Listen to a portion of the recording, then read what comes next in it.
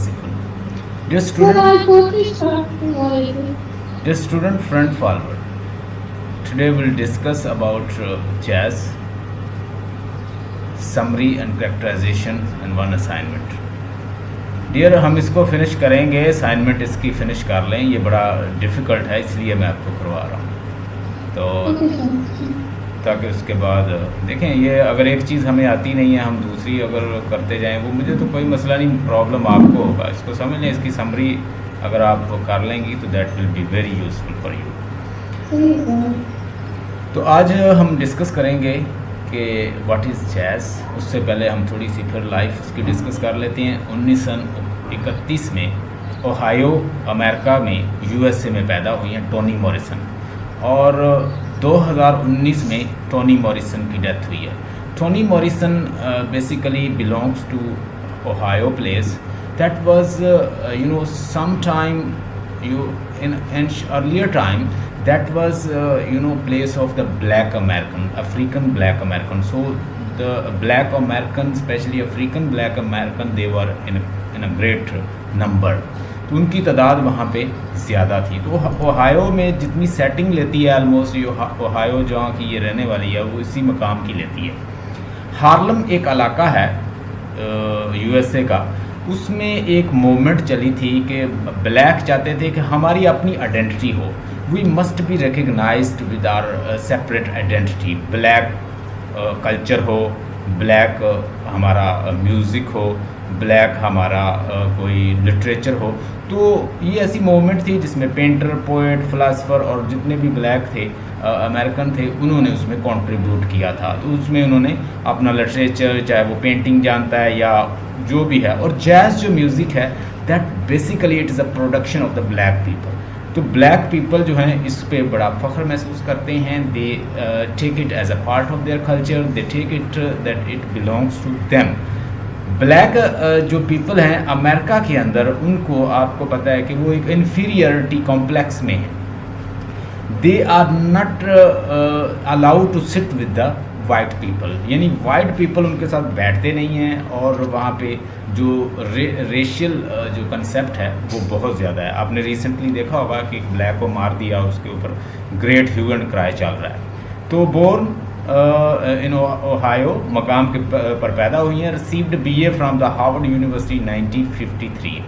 उसके बाद has taught in many different institutions including Harvard, Yale और बर्नार्ड बार्ड और सन्नी एंड प्रेस्टन। ये ऐसे मकाम है जहाँ पे वो टीच करती रही है। Winner of the Pulitzer prize for the fictions, American book award, Nobel prize and many other award honours ये उसने जीते हैं। ये उसके कुछ वर्क हैं जो आपको बताना चाह रहा हूँ कि उसने ब्लू आइज़ जो है वो 1970 में उसने लिखा है, 1973 में लिखा है। ये ब्लू आइज़ जो है इसमें एक दो फैमिली हैं। एक फैमिली ब्लैक है। देखिए, बाज़ लोग होते हैं इंफीरियरिटी कॉम्प्लेक्स में मुब्तला होते हैं, कुछ सुपीरियरिटी में होते हैं, कुछ जो होते हैं वो लोगों को अपने जैसा ही समझते हैं। तो यहाँ पे ब्लैक की दो फैमिली हैं। तो उसमें यानी जो ब्लैक लड़की है वो दूसरों को जब देखती है, पिकोला नामी एक लड़की है जो देखती है अमेरिकन वाइट को, वो अपने घर में बड़े खुशहाल होते हैं, बड़े हंसी खुशी रहते हैं। तो वो उनको देख के जैसे वो सोचती है कि हम ऐसे नहीं हो सकते, we are not like them. They have their father, they have their mom, they have dog, they have a cat, and they are enjoying the all facilities of life. But we as a black, we are not able to get all these. तो वो एक inferiority complex में मौजूद है।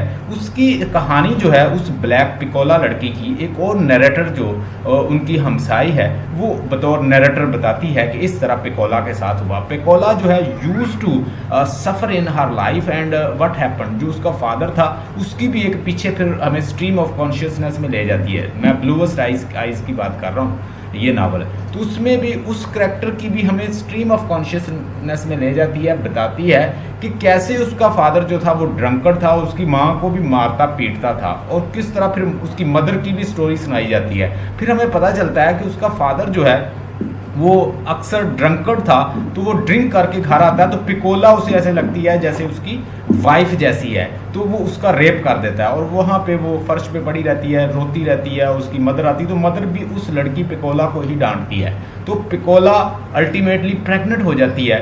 Pregnant होने के बाद वो एक मैरीगोल्ड के जो गेंडे के फूल होते हैं उनके बीच जो होती है, जो नरेटर स्टोरी सुनाती है, वो बताती है कि मैं इस दफ़ा ये जो गेंडे के फूल हैं या ये जो बीज जो वो ख़रीदते थे और फिर उसके बाद बेचते थे, वो कहती है इस दफ़ा मैं बेचूंगी नहीं, मैं इसको बो दूंगी। अगर तो ये ग्रो करेंगे तो पिकोला का जो बच्चा है वो सही सलामत पैदा होगा और वो इस दुनिया में आएगा। अगर नहीं ग्रो होते तो फिर इसका मतलब है पिकोला, यानी एक सुपरस्टिशियस कंसेप्ट भी इसके अंदर दिया गया है द ब्लूएस्ट आइज में। उसमें बताया गया कैसे ब्लैक अमेरिकन कैसे पॉवर्टी, डिप्रेशन, एंग्जाइटी और कैसे दूसरों को देख के, वाइट पीपल को देख के वो सफ़र कर रहे हैं। और ये जो हमने अभी नावल पढ़ना है द जैज़, ये भी कोई इससे मिलता जुलता है, यानी वो ब्लैक अफ्रीकन अमेरिकन जो हैं जो वहाँ पे स्टे किए हुए हैं उनकी रिप्रेजेंटेशन है और उनके बारे में बताती है कि वो कैसे सफ़र कर रहे हैं। उनको बेसिक फैसिलिटीज़ नहीं है, ब्लैक वाइट पीपल जो हैं किस तरह रेशियल उनके साथ सलूक करते हैं। They do not like them and they do not allow to sit with them. उनको ये भी इजाज़त नहीं है कि वो उनके साथ बैठें, वो उनको स्लेव समझते हैं। सॉन्ग ऑफ सोलोमन जो है ये भी उसकी बुक है, बाइबल से टाइटल लिया हुआ है। और उसके बाद ठार बेबी जो है 1981 में लिखा है। द बिलवर्ड जो है ये भी बड़ी अच्छी पोएम है, ये भी बड़ा अच्छा नावल है। ये भी इसका जैज़ जो अभी हमने पढ़ने जा रहे हैं 1992 में इसने लिखा है और पैराडाइज और 1997 में। और याद रखें कि इसकी डेथ जो हुई है 2019 में हुई है और लव जो है 2003 में लिखा है। काइंडली जो मैं पढ़ाता हूँ वो काइंड साथ साथ पढ़ते जाएं, फिर आपको मौका नहीं मिलेगा। उसके बाद मर्सी जो है 2008 में इसने लिखा है, मून 2012 में लिखा है। तो ये है जी जो हम देख रहे थे। नेक्स्ट स्लाइड पे देखते हैं क्या WS ये मैंने आपको बता दिया है। मेजर थीम इसमें क्या है कि image of beauty, self perception, self hate, projection, यही आपको तकरीबन थीम जो है मिलते जुलते नज़र आएंगे। यानी एक थीम जो होता है ना, थीम के ज़रिए हमें कंसेप्ट का पता चल जाता है कि भाई ये थीम है, उसके बाद उसको रिलेट करना, उसको एक्सटेंड करना, उसको मज़ीद बताना, उस चीज़ को रिलेट करना आसान हो जाता है। Search understanding for the hegemonic imagery of beauty, education, learning, change, minority status in society and how this affect goal desire, कि क्या क्या इंसान जो है फील करता है जब इन्फीरियरिटी कॉम्प्लेक्स में होता है। अब ब्लैक जो हैं वो अमेरिकन जो हैं, वाइट अमेरिकन जो हैं वो ब्लैक अमेरिकन को अपने इक्वल सफ़र नहीं करते और आज भी नहीं करते हो। तो ये है जी। हाँ, what we are going to discuss now, upon that we should discuss about yes.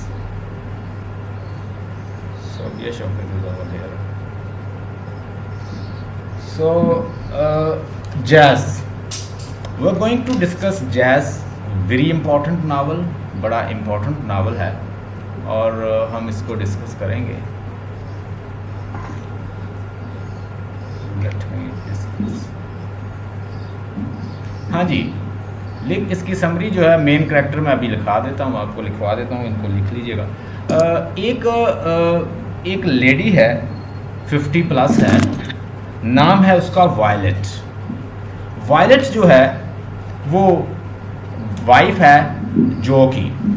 Violet और जो हैं ये हस्बैंड वाइफ हैं, दोनों 50 प्लस हैं और इन दोनों का आपस में अच्छा रिलेशन नहीं है। Mean to say they are not in a good relation with each other, आपस में अच्छा रिलेशन नहीं है, एजेड हैं और इनके यहाँ औलाद भी नहीं है। तो होता यूँ है कि ये एक इलाका है जो हार्लेम एक इलाका है। हार्लेम मीन ये कोई न्यूयॉर्क के पास एक इलाका है, नाम है हार्लम। हार्लम में ये दोनों रहते हैं, 50 प्लस हैं दोनों ही। और जो है उसको भी घर में इतना इंटरेस्टेड नहीं है, वो ज्वेलरी बेचता है। वो अक्सर औरतों को दूर दराज जाता, यानी जो ब्लैक अफ्रीकन अमेरिकन हैं उनके यहाँ जाता और वहाँ पे ज्वेलरी बेचता। जो की मुलाकात होती है ज्वेलरी बेचते हुए एक लेडी एलिस मैनफ्रेड से। एलिस मैनफ्रेड आंट है जो गार्डियन है किसकी, डॉर्कस की। डॉर्कस एक 17 साल यंग लड़की है, ब्लैक है तो लेकिन अट्रैक्टिव है। डॉर्कस से मुलाकात होती है बहाने एलिस मैनफ्रेड के थ्रू। एलिस मैनफ्रेड बड़ी रिलीजियस लेडी है, प्योरिटन है और वो लाइक नहीं करती कि मेल फीमेल जो हैं वो मिक्सड हों। उसके घर अक्सर इसका आना जाना होता है। डॉर्कस को ज्वेलरी बहुत पसंद है, उसे डिफरेंट ज्वेलरी जो है उसे ला के देता, और वहाँ पे एजेड बंदा है तो औरतें जो हैं इस पर बड़ा एतबार करती हैं। डॉर्कस के साथ इललिजिटिमेट रिलेशन फाइंड करता है, उसके साथ इसके घर के साथ ही एक लेडी रहती है नेबर, उसके साथ उससे बात करता है और कमरा हायर करता है, छत के ऊपर एक फ्री होता है उसके, वो कमरे को हायर करता है और रिलेशन जो है बिल्ड कर लेता है, इललिजिटिमेट रिलेशन बिल्ड करता है डॉर्कस के साथ। डॉर्कस, ये सारे करैक्टर काइंडली लिख लें ताकि आपको याद रहें। डॉर्कस जो है 17 साल यंग लड़की है जो एलिस मैनफ्रेड की से उसकी एलिस मैनफ्रेड उसकी गार्डियन है, उसकी आंट है जो उसे पालती है, ऑर्फन है, यतीम लड़की है। उसके साथ रिलेशन सेटअप करता है, उसके साथ अक्सर मिलता है। ये रिलेशन कोई तकरीबन अक्टूबर से लेके जनवरी तक रहता है, नेक्स्ट ईयर तक, यानी राउंड अबाउट कोई 5-6 माह। तो इस तरह ये रिलेशन जो है वो चलता रहता है, और उसके बाद आखिरकार यूं होता है कि वो उससे उकता जाती है। डॉर्कस को अब अच्छा नहीं लगता कि एक बूढ़े लवर के साथ वो मजीद रहे। डॉर्कस एक एक्टर नामी बड़ा अट्रैक्टिव खूबसूरत लड़का है, उसकी तरफ अट्रैक्ट होती है। उसके साथ फिलिस इसकी एक फ्रेंड है, उसके साथ मिलके अक्सर बार पार्टी में जाती है, बार पार्टी जहाँ पे ये अंग्रेज़ नाचते हैं, तो वहाँ पे ये उसके साथ नाचती है। ये 2-3 दफ़ा मना करता है जो, लेकिन ये जो के कहने पे नहीं आती। एक दिन जो को पता चलता है कि ये अपने बॉयफ्रेंड एक्टन के साथ वहाँ गई है, वो उसे मना करता है क्योंकि उसने बहुत ज़्यादा उसे पैसे खिलाए हैं और उसके बाद वो ज्वेलरी भी दी है, और वो उसके ऊपर अपना हक समझता है कि she is just mind, she should not show feeling to anybody else. और वैसे भी वो एक एजेड लवर है, तो वो चाहता है कि वो इसके साथ रहे। डॉर्कस होता यूँ है कि ये उसका पीछा करता है पार्टी तक, और वहाँ ये उसको शूट कर देता है बुलेट से, और दूसरों को मना करता है कि वो कोई भी पुलिस को या किसी को इन्फॉर्म नहीं करेगा। डॉर्कस भी डरती है कि वो भी चाहती है कि उसका जो अफेयर है वो लोगों को पता ना चले, वो लोगों को रोकती है कि कोई फ़ोन नहीं करेगा, एम्बुलेंस नहीं बुलाएगा। डॉर्कस का काफ़ी खून बहता है, उससे उसकी डेथ हो जाती है। तो ये बात जो है ज़बान ज़देआम होती है हार्लेम और पूरे इलाके में फैल जाती है कि जो और डॉर्कस का एक इललिजिटिमेट रिलेशन था। आगे मज़ीद हमें पता चलता है कि वॉलेट, जो कि जिसको कहा जाता है वॉयलेंट का मतलब होता है कि someone who is very emotional. Wallet को जब उसकी वाइफ को पता चलता है जो को, तो वो उसका पीछा करती है, और वो कॉफन यानी जो बॉक्स होता है डेड बॉडी जहाँ रखी होती है, ये उसका पीछा करती है, फ्यूनरल सेरेमनी में पहुँचती है, और जहाँ पे उसकी डेड बॉडी रखी होती है ये एक कटलरी एक नाइफ लेती है और उसके मुंह को स्लाइस कर देती है। स्लाइस मीन कि उसको मसक कर देती है, उसके मुंह के ऊपर वो चाकू से हमला करती है। लोग इसको वायलेंट के नाम से जानते हैं कि ये बड़ी ही वायलेंट किस्म की लेडी है। और इसके अलावा वैसे भी वो मशहूर है इलाके में कि इसने एक बच्चे को भी चुराने की कोशिश की, किसी से छीनने की कोशिश की। That's why she is named violent in the area. अब होता यूं है कि हमें स्ट्रीम ऑफ कॉन्शियसनेस का मतलब होता है कि राइटर बात एक कर रहा होता है तो फिर पीछे ले जाता है, फिर हमें स्ट्रीम ऑफ कॉन्शियसनेस में राइटर ले जाता है और हमें बताता है कि who was the True Belle, who was the mother of the violent. कि वायलेंट जो वायलेंट जो है वो वायलेंट क्यों है, वो इतनी इमोशनल और जज्बाती क्यों लेडी है, वो क्यों इस हालात में पहुंची है, क्यों वो अजीबोगरीब किस्म का बिहेव करती है। तो हमें बताता है कि वायलेंट जो है, यानी हमें राइटर बताती है कि वायलेंट इस तरह इतनी वायलेंट और इतनी इमोशनल जज्बाती इसलिए है कि वो एक गरीब ख़ानदान से ताल्लुक़ रखती थी। वो रहती थी एक गाँव में, और वहाँ उसकी परवरिश होती है। वो कैसे परवरिश होती है वो मज़ीद मैं आपको बताता हूँ। उसमें एक लेडी होती है ट्रू बेली। ट्रू बेली जो है वो इसकी मिड से ग्रैंड माम है, और वो ग्रैंड माँ जो है वो इसकी गार्डियन इस तरह बनी है ट्रू बेली वॉलेट की कि उसकी जो इसकी माँ थी, इसका नाम था रोज डियर। रोज डियर का अपने हस्बैंड के साथ अच्छा ताल्लुक नहीं था। रोज डियर जो वॉलेट की मदर थी उसको उसके हस्बैंड ने छोड़ दिया, और वो बहुत सारा डेट लेती है और अल्टीमेटली झुका नहीं पाती और ये खुदकुशी कर लेती है, कुएं में छलांग लगा के खुदकुशी कर लेती है। अब इसकी जो परवरिश है वो किसके हाथ चली जाती है, उसको ब्रॉट अप करती है रोज डियर, यानी रोज डियर की डेथ हो जाती है तो ट्रू बेली जो उसकी ग्रैंड माँ है वो उसकी अल्टीमेटली परवरिश करती है। अब जो रोज डियर की डेथ हुई है तो ट्रू बेली जो है, ट्रू बेली का फिर वो मज़ीद रिलेशन बताती है कि जो और इसकी मुलाकात कैसे होती है, यानी जो और ये दोनों जो हैं वायलेंट, ये किस तरह रिलेशन में आए थे। असल में एक गोल्डन ग्रे नामी एक बंदा होता है जो कि मिक्स्ड रेस चाइल्ड है। गोल्डन, फिर हमें एक और स्टोरी की तरफ पीछे ले जाती है, इसलिए ना रीडर जो कंफ्यूज हो जाता है, जैज़ की समझ क्यों नहीं आती, ये हमें स्ट्रीम ऑफ कॉन्शियसनेस में लिखा गया है। एक गोल्डन ग्रे की स्टोरी फिर अंदर शामिल करती है। गोल्डन ग्रे एक ऐसा बंदा है जो कि मिक्स्ड रेस चाइल्ड है। मिक्स्ड रेस का मतलब होता है कि वाइट और ब्लैक दोनों का मिला हुआ, यानी उसके अंदर वाइट और ब्लैक दोनों का ब्लड है। मीन टू से he has a white mom but black father. तो इस तरह वो एक रेस चाइल्ड है। वो तकरीबन 17 साल का जवान बन गया है, यंग हो गया है। अब उसे अपने फादर की तलाश है।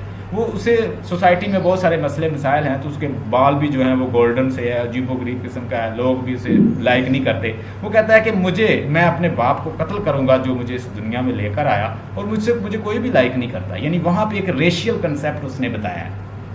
तो वो जाता है अपने फादर को तलाश करने के लिए। उसका फादर का नाम है हेनरी लेस्ट्रॉय। हेनरी लेस्ट्रॉय जो है जंगल में रहता है और वहाँ पे उसने एक कॉटेज बनाया हुआ है और प्लांटेशन का कोई वर्क करता है वहाँ पे। तो हेनरी लेस्ट्रॉय को तलाश करता करता वो जा रहा होता है। उसे रास्ते में एक वाइल्ड औरत मिलती है जो आहें भर रही होती है और वो ठिठुर रही होती है। वो उस पर तरस आता है उसको, गोल्डन ग्रे को। वो उसे पकड़ के अपने फादर के यहाँ हेनरी लेस्ट्रॉय के पास चला जाता है। हेनरी लेस्ट्रॉय जब वो वहाँ पे लेके जाता है तो हेनरी लेस्ट्रॉय उसको लुक आफ्टर करता है कि ये ठिठुर रही है, बीमार है, वाइल्ड है, और ये ब्लैक औरत है वाइल्ड। अब वाइल्ड जो है साथ प्रेग्नेंट भी है। वाइल्ड को वो लुक आफ्टर करने की कोशिश करता है, ये हेनरी लेस्ट्रॉय के हाथ पे काट लेती है वाइल्ड, इसलिए उसको वाइल्ड कहा जाए। वाइल्ड होता है जंगली। अब वो वाइल्ड औरत के यहाँ एक बच्चा पैदा होता है, उसका नाम उसको रखते हैं जो। तो जो है बेसिकली किसका बेटा है? वाइल्ड का। उसी इलाके में रहती है रोज डियर रहती थी, उसी इलाके में वो रहती थी, क्या नाम है उसका, मिंटू से वो दूसरी ट्रू बैली।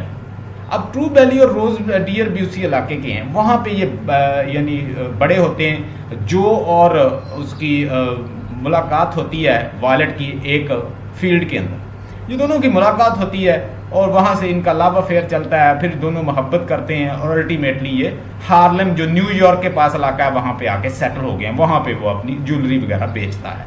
ये ओवरऑल स्टोरी है।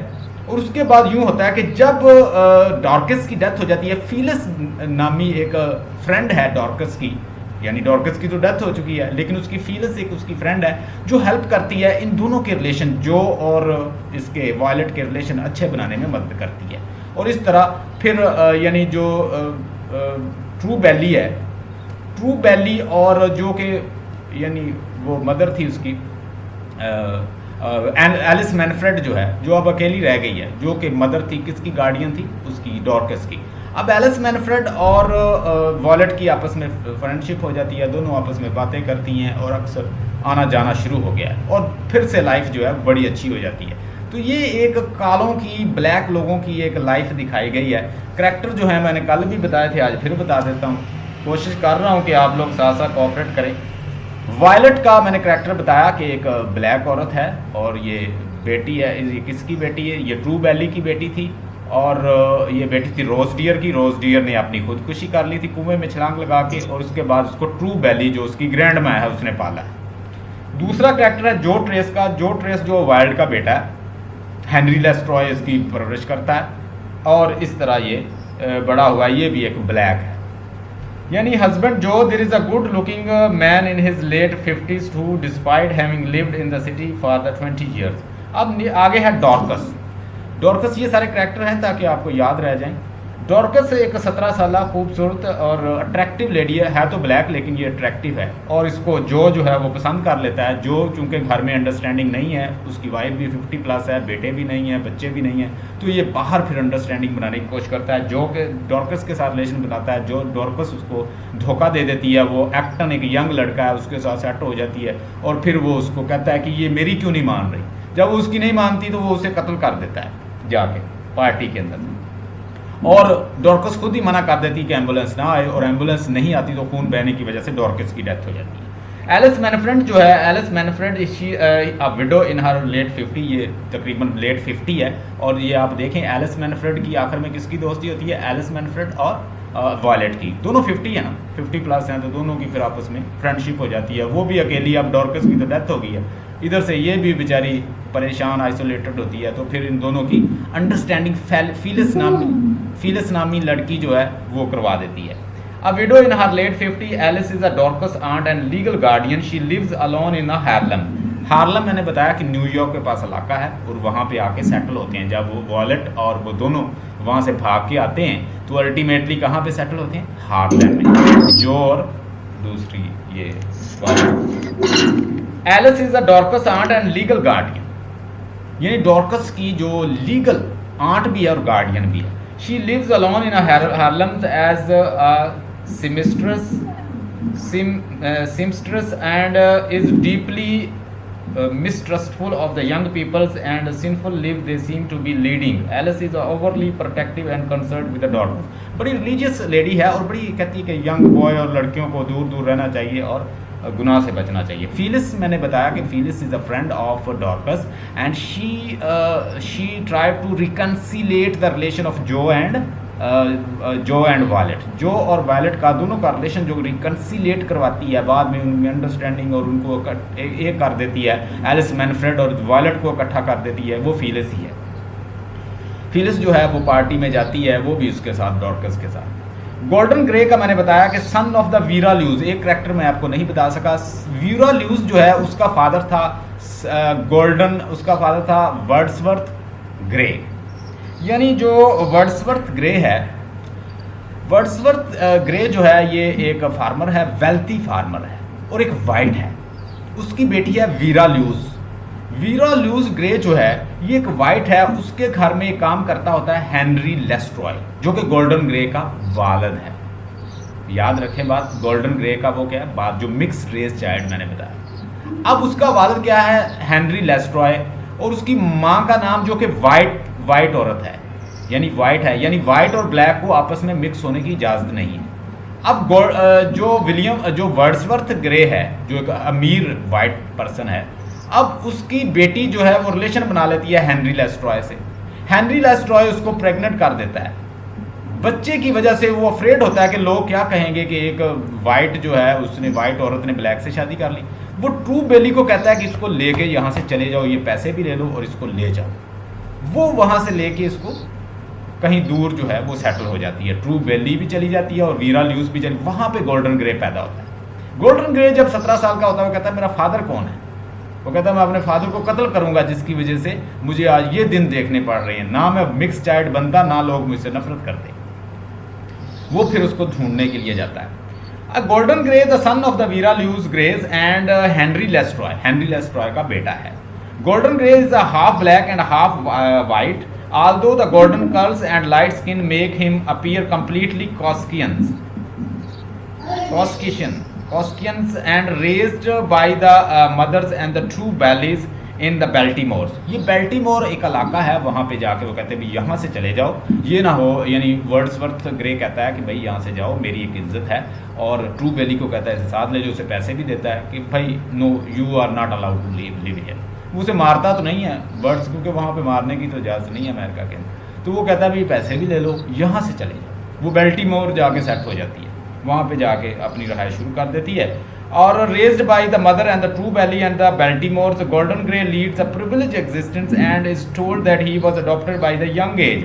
When he is 18, he learns the truth about the parents and flies into the rage. He traveled to the Vienna, Virginia, intending to hunt down and kill his black fathers, but he runs off in the wood with the wild instead. लेकिन होता यूँ है कि वो तलाश तो करने गया था अपने फादर को, लेकिन रास्ते में उसे एक आहें भरती एक बीमार औरत वाइल्ड मिल जाती है। उसको तरस आ जाता है, वो उसे लेके अपने फादर की कॉटेज में आ जाता है। और वहाँ पे हम देखते हैं कि वहाँ बेटा पैदा होता है कि जो, और जो की फिर लेटर अंडरस्टैंडिंग किसके साथ बनती है? वॉयलेट, और वो दोनों आगे हार्लम में सेट हो जाती है। Wild is a very dark skinned women who roams through the wood near Vienna. Vienna एक इलाका है, वहाँ पे वो किसी जंगल में छुप रही होती है, तड़प रही होती है, तो उसे दुख आ जाता है। उसे दुख होता है कि यार मैं इसकी मदद करूँ। Virginia, she is called the Wild because she bites Henry Lestroy's arms, helps her to deliver her child. जब वो बच्चा को पैदाइश कर रही होती है, जब बच्चे की पैदाइश हो रही होती है, तो उसके हाथ पे काट लेती है हेनरी लेस्ट्रॉय की, जब उसकी हेल्प कर रहा होता है बच्चे की पैदाइश में। हेनरी लेस्ट्रॉय जो है ये वीरा ल्यूस ग्रे ब्लैक लवर है और इसने प्रेग्नेंट कर दिया था किस औरत को, वीरा ल्यूस को, जो कि एक वाइट वोमेन थी। और उसका बाप जो था जो वर्ड्सवर्थ ग्रे है, उसने कहा भाई घर से निकल जाओ, ये पैसे भी ले जाओ। ट्रू बेली जो उनकी मुलाजमा थी उसे कहता है कि इसे ले जाओ। उसके बाद मेलवोनी एडवर्ड एक यहाँ पे है अपस्टेयर नेबर। अब ये जो के घर के साथ एक रहती है अपस्टेयर ऊपर, नाम है मेलवोनी एडवर्ड। अब मेलवोनी एडवर्ड वो औरत है जो बंदोबस्त करती है कमरे का और वहाँ डॉर्कस के साथ वो मिलता है, यानी वो तो ज्वेलरी बेचता है ना, तो उसने कमरे का बंदोबस्त करती है उनके लिए मेलवोनी एडवर्ड। इसके पास एक कमरा खाली है, वो कमरा जो है वो उसको दे देती है और वो उसके साथ अक्सर डॉर्कस के साथ वहाँ मिलता रहता है। वीरा ल्यूस ग्रे मैंने बता दिया कि डॉटर है वर्ड्सवर्थ ग्रे की और बड़ी अमीर औरत है, वाइट है और इसको मोहब्बत हो जाती है हेनरी लेस्ट्रॉय से। हेनरी लेस्ट्रॉय एक ब्लैक है, ब्लैक अफ्रीकन अमेरिकन है, वो उसको प्रेग्नेंट करता है। प्रेग्नेंट करने की वजह से वर्ड्सवर्थ ग्रे जो है वो अपनी बेइज्जती महसूस करता है। अब यहाँ पे उनके कल्चर के मुताबिक रिलेशन बना देना, इललेजिटिमेट सेक्सुअल रिलेशन बनाना कोई बड़ा मानी नहीं है। यानी आपको टोनी मॉरिसन ये कहना चाहती है कि अगर किसी वाइट औरत के साथ लेजिटिमेट रिलेशन बना लेता या शादी करने की कोशिश करता तो वो कोई मामला नहीं था। क्योंकि ब्लैक ने ऐसा किया तो वो ब्लैक को घर से निकालता है। यहाँ पे रेशियल कंसेप्ट है, ये आप लिख सकते हैं। True Belle Violet's grand mother, and ये ग्रैंड मदर है। ट्रू बेली कौन है? True Belle is Violet grand mother. So the figure of the heroic optimism in the novel, True Belly leaves her families and move with her mistress to Baltimore in order to raise the woman's half black baby boy. True Belly किसके साथ जाती है? हमने देखा कि ये basically maid servant है Wordsworth grey के। हाँ, ये एक ब्लैक मेड सर्वेंट है और ये अपनी मालकन वीरा ल्यूस जो कि प्रेग्नेंट हो चुकी है ब्लैक की तरफ से, ये उसके साथ ही बाहर आ जाती, बेल्टीमोर आ जाती है इलाका है। वहाँ पे आके ये उस बच्चे की परवरिश करती है गोल्डन ग्रे की और लोगों को ये बताती है कि ये हमने अडॉप्ट किया, हालांकि उसका ही बेटा होता है। बात समझ आ रही है? और जब उसको हकीकत पता चलती है कि मैं तो इस चीज़ की पैदाइश हूँ, गोल्डन ग्रे अपने फादर को मारने के लिए बाहर आता है। फिर वो वाइल्ड मिलती है, वाइल्ड को वो कॉटेज पे ले जाता है अपने फादर की। Hope you got the point. Rose Dear जो है, रोज डियर का मैंने आपको बताया कि who was Rose Dear? Rose Dear was mother of Violet. लेकिन ये कर्जा लेने की वजह से इतनी उकता जाती है, हस्बैंड छोड़ के चला, अब्यूसिव हस्बैंड है, छोड़ के चला गया है, और रोज डियर जो कुएं में छलांग लगा के खुदकुशी कर लेती है, तो अल्टीमेटली ट्रू बेली को उसको संभालना पड़ता है। एक्टन जो है डॉर्कस का यंग लवर है और ये जब छोड़ के उसकी तरफ जाती है तो डॉर्कस जब उसको छोड़ के जाती है तो उसी वजह से उसको कत्ल करता है जो। तो ये इस तरह के कॉलोनल वर्ड्सवर्थ ग्रे का मैंने बताया कि एक वेल्थी प्लांटेशन ओनर है और सेंड हिज डॉटर, अपनी डॉटर को भेज देता है कि भाई यहाँ से चली जाओ। ले जी, ये तो है सारे कैरेक्टर और समरी मैंने कल भी बताई थी, आज फिर आपको मैंने बता दी है। अब ऐसा करें, इसमें 2-3 असाइनमेंट हैं जो बड़ी इंपॉर्टेंट हैं और वो क्वेश्चन आ सकता है एग्ज़ाम। तो मैंने आज एक आपके लिए एक जो असाइनमेंट यहाँ पे मैंने देखी थी, मैंने कहा ये आपको मैं पढ़ाऊँगा। ये देखिए ज़रा गौर से, ये आपको मैंने सेंड किया हुआ है, आप अपने ग्रुप में जाएं, अपने व्हाट्सएप के, वहाँ पे देख लें। हाँ जी, यहाँ पे है कि Violet representative of the black women. क्योंकि ये एक ब्लैक वोमेन है और ये उनकी रिप्रेजेंटेटिव है। ये किसको रिप्रेजेंट करती है? ब्लैक जो भी वेमेंस हैं। In Jazz Violet is the main character through which the Morrison describe the woes and the black women. जो परेशानियां हैं ब्लैक औरतों की वो बताई गई हैं। ब्लैक औरत कैसे, उसको लोग पास नहीं बैठने देते, वो आइसोलेट रहती है, घर से निकाल दिया जाता है, ठीक है, और वो वहाँ से गाँव से शहर आई है तो उसकी लाइफ भी जो है, उसके फादर भी अब्यूसिव हस्बैंड था और आगे से जो भी जो है उसको टाइम नहीं देता, तो वो कहती है कि उसे कोई टाइम दे, वो बातें करे, वो अक्सर जानवरों को दाना डालती रहती है। तो ये आइसोलेटेड लेडी, एक ब्लैक लेडी की कहानी है। लोग भी उसके साथ, वाइट जो वेमेंस हैं वो भी उसके साथ इतना नहीं बोलते और उसको बड़ा आइसोलेट सा रखा हुआ है उस इलाके। In Jazz Violet is the main character through which the Morrison describe the woes of the black women. Woes होती है परेशानियाँ, Violet is the 56-year-old woman living in Harlem with her husband जो अपने हस्बैंड के साथ रहती है, जो कि 50+ है, खुद भी 50+ है, औलाद नहीं है, घर में डिप्रेशन है, आइसोलेट है, एलिनेशन है, एक दूसरे दूर दराज रहते हैं, बातचीत भी नहीं है, इसीलिए जो है वो दूसरी जगह अंडरस्टैंडिंग बनाता है। होपलेसली स्क्रैनी का मतलब होता है thin, with her dark skin, इसकी बड़ी होपलेस सी इसकी जो है इसकी शक्ल सूरत है, और उसके बाद डार्क स्किन है। और Violet is a beautiful if one look at her long enough. Violet जो अगर ब्यूटीफुल लगती है अगर बंदा उसे देर तक देखता रहे, यानी वो इतनी खूबसूरत नहीं है, ब्लैक है, और अगर कहता गौर से देखे तो वो खूबसूरत भी लगती है। She has a reputation in Harlem for being odd and she does not quite fit with the other ladies. वो दूसरों के साथ बड़ी अजीबोगरीब सी समझी जाती है, जैसे अजीबोगरीब, ऑड का मतलब होता है अजीब सी। शी बिकम्स सलन, सलन का मतलब होता है ग्लूमी, नाइट, ऐसा तारीख फिगर जैसे होता है, नॉट गुड। तो शी बिकम सलन, वो एक सलन, एक साइलेंस और अलहदा आइसोलेट रहने वाली औरत है। एंड टेसिटर्न, टेसिटर्न का मतलब होता है ओल्ड विद हर हस्बैंड, और हस्बैंड के साथ भी ओल्ड सी लगती है। And explored into violence at her lovers funerals earning herself in a nickname violent. और जब उसे पता चलता है कि उसके हस्बैंड ने कोई एक लवर बनाई हुई है, तो जब उसकी डेथ होती है तो वो वहाँ पे जाके उसका चेहरा मसक कर देती है नाइफ के साथ। तो वहाँ पे उसे नाम मिलता है कि ये बड़ी इमोशनल पैशनेट किस्म की औरत है, वायलेंट, जज्बाती औरत है, वायलेंट औरत का खिताब मिलता है।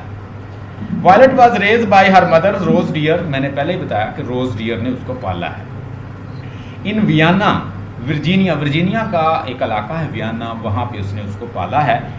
As one of the 5 children her fathers would leave the family for the long stretches of the times when the family belonging to were possessed.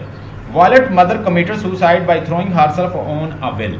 Violet की मदर जो है वो तंग आ जाती है, हस्बैंड छोड़ के चला जाता है, बहुत सारा कर्जा सर पे चढ़ जाता है, और ब्लैक जो हैं बड़े डिप्राइव्ड लोग हैं, गरीब हैं, पुअर हैं, तो वो जज्बाती होके उसकी मदर भी जो रोज डियर थी, उसने क्या किया था, उसने अब खुदकुशी कर ली। On becoming orphan, Violet were raised by the grandmother in the rural Virginia. When Violet married Joe Trace, she sought to escape the hard knocks lifestyles of her childhood by moving to the city. Neither she nor Joe had wanted children. अब दोनों जो है वो बच्चे नहीं चाहते थे और बच्चे हुए भी नहीं। But as Violet grow older, she begins to feel the deep longing for something to love. अब जैसे जैसे पहले तो इंसान ये ख्वाहिश करता है कि बच्चों को क्या लेना है, लेकिन with the passage of time realise करता है अकेले होते हैं। अब हस्बैंड वाइफ वो कितनी देर तक इकट्ठे एक दूसरे का मुंह ही देखते रहे, तो वो अल्टीमेटली वो कहती कोई होना चाहिए, कोई बच्चा हो या मैं जिससे प्यार करूँ। Her relationship with the Joe becomes strained, और उसका रिलेशन जो है परेशानी बन जाता है। When she falls into the depressions, when she finds out that Joe had cheated on her with the Dorcas, जब उसे पता चलता है कि डॉर्कस के साथ मिलके उसका हस्बैंड उसे धोखा दे रहा, तो वो बड़ी परेशान हो जाती है। Violet projects all her anger, sadness and frustrations by slashing Dorcas' face in the funeral, and she lies in the open casket. जब उसका जो डेड बॉडी एक कास्केट में रखा होता है, तो वो उसका फेस को स्लैशेस करती है। स्लैशेस का मतलब होता है कि उसके मुंह पे छुरी से ऐसे वार कर देती है, स्लैश कर देती है। In the month that follows, Violet searches for peace and longs to heal herself and marriage, discovering finally, and she has to make it taking ownership over her happiness and refusing to be victim. हाँ जी, जहाँ तक मैंने ये इतना कुछ पढ़ाया या बताया, ये समझ आई है आपको? कोई ऐसा पॉइंट जो समझ ना आया? आप पता चल गया आपको पता चल गया होगा कि वायलेट कौन है, आपको पता चल गया जो कौन है, आपको पता चल गया डॉर्कस कौन है। ये सारे शॉर्ट क्वेश्चन आपको आएंगे। वो पूछेंगे कि डॉर्कस कौन थी, वो आपसे पूछेंगे कि वायलेट क्यों थी, ये कौन थे लोग। ये आपसे शॉर्ट क्वेश्चन में भी आपकी मदद हेल्प करेगा, इसलिए बता रहा हूँ ये सारी चीज़ें आपको। Violet is considered crazy by the community for sitting in the street, as well as for stealing a babies and attempting to disfigure the Dorcas body in the funeral. अब इसके ऊपर 2-3 इल्ज़ाम है कि इसने एक औरत जा रही थी, उसे बच्चा छीनने की कोशिश की, इसे पागल समझते थे, आइसोलेट समझते थे, और एलिनेशन का शिकार था, तन्हाई की शिकार थी, और एक बच्चा छीनने की कोशिश की, और औरत जो डॉर्कस का मुंह भी इसने स्लैश किया, तो इसलिए इसे अजीबो गरीब किस्म का समझा जाता। और उसके बाद Rodrigo Rodriguez see Violet as one whose psyche has been deformed by the 20 years in the city, so the people call her Violet. Violet इसको people जो थे Violet कहते हैं. This model, however, set up a nostalgic country city binary that the Morrison use the impersonal and non-human technological blues narrators is arguably attempting to dismantle. Dismantle का मतलब होता है break up करना, किसी को तोड़ना, undo करना, ख़त्म कर देना. The sidewalk of the Harlems are represented in the way by the specifically call attention to the blue narratives against which the characters struggle.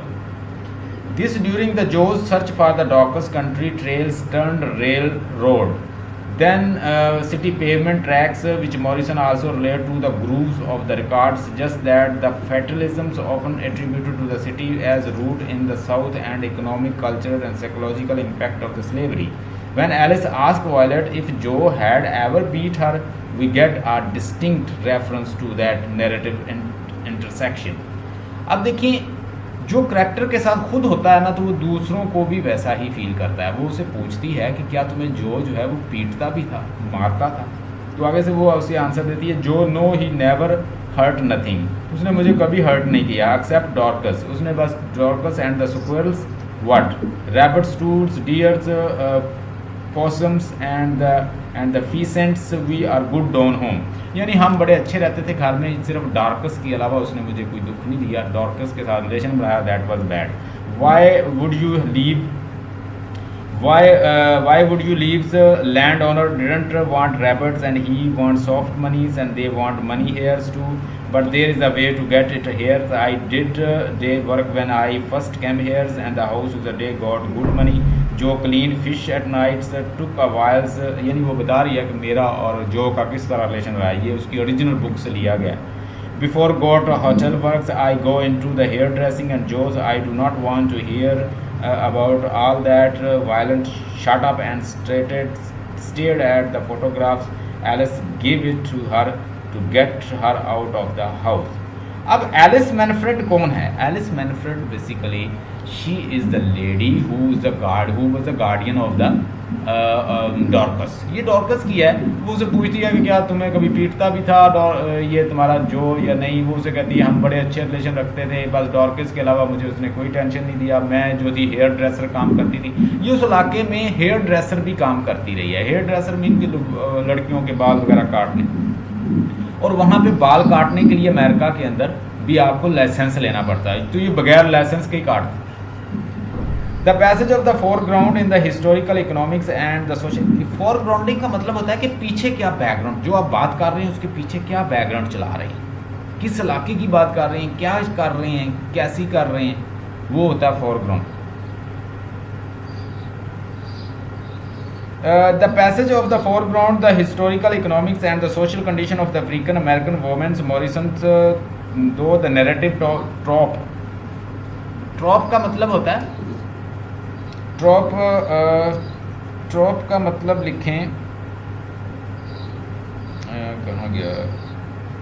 Yes, this passage foregrounds the historical, economics and the social conditions of the African American woman Morrison through the narrative trope of the race. यानी इस trope के ज़रिए, इस source के ज़रिए, इसकी help के ज़रिए of the race record and encodes in the jazz, especially the complicated, often jealous and sometimes violent response of the both men and women to the post emancipation का मतलब लिखें liberty, freedom of the choice in the sexual partners. Morrison's inspirations for the photographs of the Dorcas whom. अब देखें Dorcas का जो उसने आपको prototype दिखाया है या करैक्टर दिखाया है, इसके ज़रिए वो बता रही है कि women, specially black women, they are not allowed to choose their sexual partner according to their own choice. Dorcas wanted to have a relation with the actor because he was very attractive and a young guy. She wants to leave old man Joe and she wants to shift to another person who is young enough, attractive enough, and over here Morrison showing that the female, especially black female, they are not allowed to choose sexual partner according to their own choice. Next paragraph में आए. Prior to her attempt to the stab Dorcas at the funerals in the incident, that causes at least part of the community perceive Violet as crazy. She allegedly steal a baby from the charges of the young girls who have gone back into house to get the record of her mother. अब एक औरत आ रही थी, उसके पास बच्चा था कोई लड़की के पास, वो बच्चे को छीनने की कोशिश की इसने, और वो भी एक बड़ा मतलब एक स्कैंडल बना था. When asked who took the child, the girl responded, "A woman. I was gone a minute, not even one. I asked her. I said and said okay, as in the beginning of the novels, in the emphasis that the Violet is a woman's and a honeymoon. Okay, Chico, the okay label there. Vehicle that allow African American women to roll the scripting at least narrative and their cultural history. But the jazz through the narrative both parallel and deviate from the लिब्रंथन का मतलब होता है complicate बनाना किसी चीज़, भूल भुलैया जिसको कहते हैं. ये इस कॉम्प्लेक्सिटी को ज़ाहिर करता है. नेक्सिस ऑफ द हार्लम स्ट्रीट, यानी ये सारी चीज़ें जो बताई गई हैं, जैसे वो बच्चे को चुराने की कोशिश करती है एक लड़की से, तो बाद में उस बच्ची से पूछा जाता है किसने तुमसे बच्चा छीनने की कोशिश की, तो वो कहती है यहाँ पे कोई औरत थी, हालांकि वो ये थी यही क्या वायलेट. तो इससे पता चलता है कि ये जो इलाका है हार्लम, वहाँ पे बड़ा कॉम्प्लेक्स और भूल भुलैयों का कोई कंसेप्ट है. वहाँ पता ही नहीं चलता कौन जो आ रहा है और कौन नहीं. जैसे कराची की गली हैं, पता ही नहीं चलता कोई इधर से गुजर गया, इतनी गली है. American women, the girl scans of the sidewalks and look into the carriage where instead of the baby is the record she had dropped there. Member of the community are furious at the record where baby should be. Juxtaposition of image that must be read in the criticism of. नीचे आ जाइए, इसको छोड़ दें. Violet's own relationship to reproduction has overdetermined by the economics of the slavery. Her repose to the rose deers being tipped out of her chairs by the men who took virtually all her family's belonging is decisive. Many traveling females, blues singers, motherhood was simply not something she considered as a possibility. The important things, the biggest thing Violet got out of that was never to have children. Whatever happened, no sin, dark food would rest on another whilst a hungry mouth said mama. अब यहाँ पे एक चीज़ तो ये है कि violet के बच्चे भी नहीं हैं. पहले उन्होंने ख्वाहिश की कि बच्चे ना हों, but with the passage of time she wished because nobody talks to her, no she feel alienated, totally isolated. अब वो आइसोलेटेड फील करती है, जो भी टाइम नहीं देता, जॉब अपनी जो है अपने कामों में चला जाता है, और फीमेल दूसरी फीमेल के साथ ताल्लुक बनाए हुए. Violet marginal positions in the salon जो उसने बनाया हुआ कम्युनिटी ऑपरेट एज एनालॉग्स. वो किस तरह का है? Both for women such as Alice denouncing the disorderly raucous का मतलब होता है हाश, सख्त, बेतरतीब, raucous. And sometime revengeful lyric of the female blue singers like the Gertrude's, Ma Rainey's and Bessie Smith, as well as for the women peripherals involvement in the early jazz performance. यानी ये जो song है jazz का, इसके जो performer ये सारे singer हैं, ये वहाँ पे एज अ जैज़ का म्यूज़िक भी गाते हैं. मैंने बताया वो कालों का अपना म्यूज़िक है. जैज़ जो है अफ्रीकन अमेरिकन का अपना म्यूज़िक है, उन्होंने अपना क्रिएट किया था. हार्लम इलाका जो था वहाँ पे ब्लैक अफ्रीकन बहुत ज़्यादा थे. वो अपनी डिस्टिंक्टिव एक मूवमेंट उन्होंने चलाया था कि हमारी जो है हमारा कल्चर लैदा होना चाहिए, म्यूज़िक लैदा होना चाहिए, हमारी अपनी पहचान होनी चाहिए. उसमें पेंटर, पोएट और सारे लोगों ने हिस्सा लिया था. हाँ जी, यहाँ पे ये सारे जो हैं सिंगर उनका जिक्र किया हुआ है. उसके बाद the band the girl like best Slim Bates and Bonnie's keys which is pretty good except for the vocalist who must be the woman since why else would be let insert the band. The narrator comment are the female vocalist accord with the Linda's Dahl's assertions with the family bands. Band होता है वो group of people जो गाते हैं. Aloud virtually the only opportunity for to the participant in jazz. Jazz music जो है ना, ये मिल के बैंड के ग्रुप में एक ग्रुप की मदद से गाया जाता है. Most band being made up completely of the men and these circumstances parallel Violet de-access because of her crazy unlicensed behavior not only to the salons communal discourse but almost kind of the voice in her community. यानी ये उन सारे इलाकों में बड़ी एक तो unlicensed चला रही थी सैलून किस्म का, वो जो है जहाँ पे ये बाल वगैरह काटती, हेयर ड्रेसर थी. तो she is consider quite unnatural and isolated, different, nobody likes her इस पोजीशन में. उसके बाद her tendency to form the word connected only to themself could also refer criticisms of the women classic blues being the progressively standardize in their recordings and dissemination. Dissemination का मतलब होता है किसी चीज़ का प्रचार करना, जैसे ये मशहूरियाँ वगैरह नहीं चलती, ये भी डिसेमिनेशन होती है. And not the authentic in their loss of the specific regional qualities. Her positions on outcast over, however, allows her the intra-cult double consciousness, for she is able to identify with both Alice and upstanding the member of the community and prostitute at the same time, because much of the sexual charged women's classic blue allowed for the articulations and survival of the American female communal. अब African लोगों के अंदर एक तो sexual जो है वो भी बड़े मसले मसाइल हैं, चूँकि they are since they are living in a deprived positions, they are not being cared, and what happen to their society, they are fighting, they are killing, they are raping and they making sexual relationship with each other. तो एक तो वो sexual relation बना रहे हैं, एक वो drunkard रहते हैं, एक वो लोगों के पैसे छीन लेते हैं, किसी को मार देते हैं. आज भी किडनैपिंग, क्योंकि उनको इतना डिप्राइव्ड रखा गया ब्लैक अमेरिकन को कि वो आज भी लोगों से स्नैच रॉबिंग करते हैं, लोगों से पैसे छीन लेते हैं. जो उनके डिप्राइव्ड पीपल हैं उनकी पोजीशन यही है.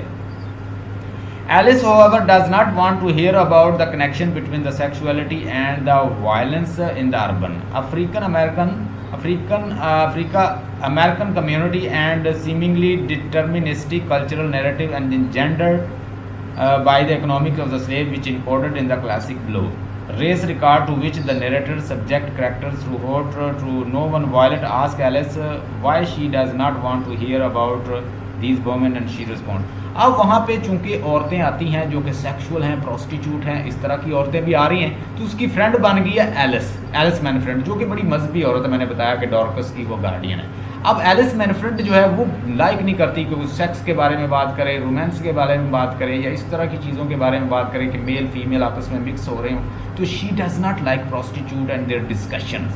लेकिन जो वॉलेट है वो ऐसे इलाकों में रहती है, आइसोलेटेड इलाकों में रहती है. उसके पास इस तरह की जो औरतें हैं वो भी आती हैं जो उसने हेयर ड्रेसिंग वगैरह बनाया हुआ है अपना.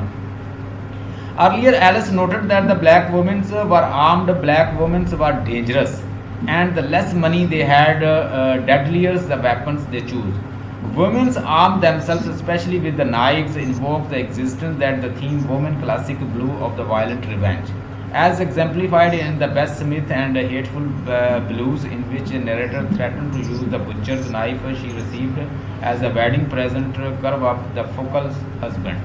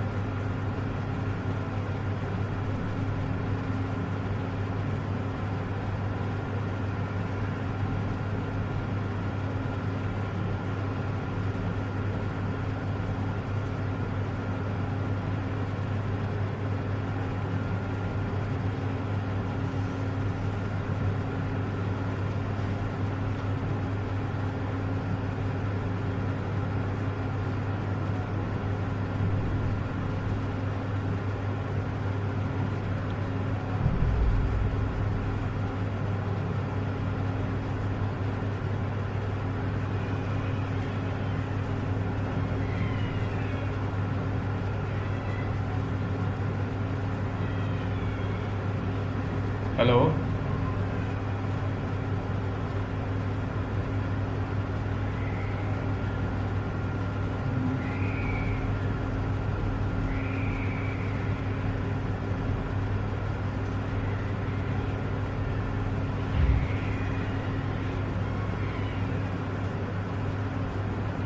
हेलो हाँ जी अच्छा जी Alice earlier Alice noted that the black women were armed with the black women were dangerous and less money they had deadlier the weapon they choose women aiming themselves अब उसने Alice मैनफ्रेंड ने ये भी note किया कि black women अपने साथ special किस्म का वेपन भी रखती हैं both Violet and Alice have been subject to sexual jealousy of the women's and desire for revenge. Due to their conversation, Violet pointed out to Alice that she wasn't born with a knife. Asking if she had never picked up, Alice admitted to herself that she had been starving for the blood of her husband's lover.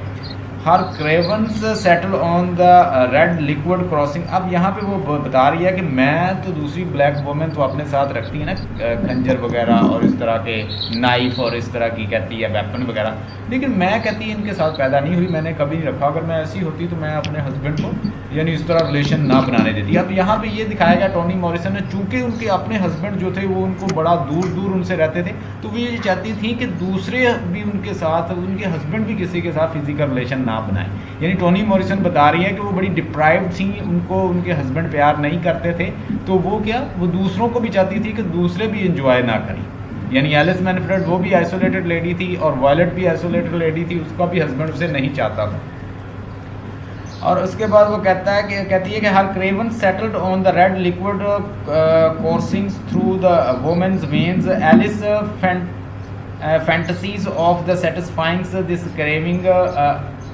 inks date lines rope circling the neck and image which radiate multiple meaning it brings to the mind the lynch the south which contribute to the wave of the black people running from the want and violent that crested का मतलब लिखें top of the thing किसी चीज़ की top पे होना that crested in the 80 70 and 80 and 90 but was steady streams in 96 when Joe and Violet joined yet it is also feminine core tools signifying the domestic realms which slavery both during the after the denied black woman facing mothers white family instead of their own just as Morrison substitute the phonographs and class blue regard the male coded